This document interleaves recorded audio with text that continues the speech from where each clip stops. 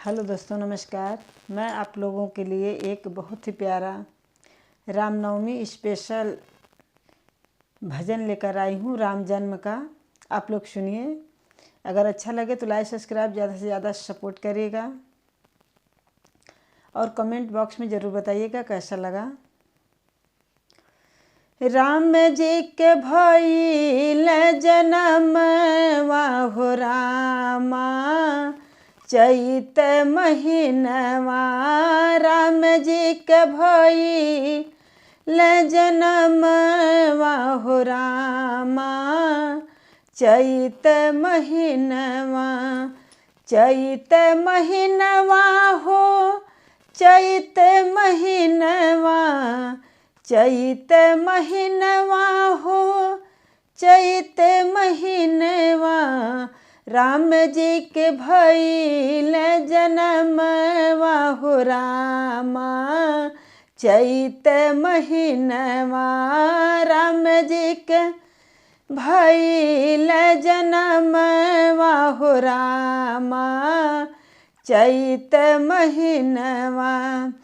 केकरा के राम बबुआ, केकरा के लक्ष्मण, केकरा के राम बबुआ, केकरा के लक्ष्मण, केकरा के भरत भुआल हो रामा, चैत महीनवा। केकरा के भरत भुआल हो रामा, चैत महीनवा। राम जी के भइल जनम वाहो रामा, चैत महीनवा। चैत महीनवा हो, चैत महीनवा राम जी के भइल जनम वाहो रामा, चैत महीनवा।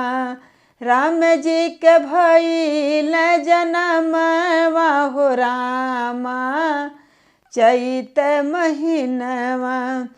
कौशल्या के राम बबुआ, सुमित्रा के लक्ष्मण, कौशल्या के राम बबुआ, सुमित्रा के लक्ष्मण, केकई के भरत भुआल हो रामा, चैत महीनवा। केकई के भरत भुआल हो रामा, चैत महीनवा। राम जी के भइल जनम वाहो रामा, चैत महीनवा। चैत महीनवा हो, चैत महीनवा राम जी के भइल जनम वाहो रामा, चैत महीनवा। राम जी के भइल जनम वाहो रामा, चैत महीनवा। धन्यवाद।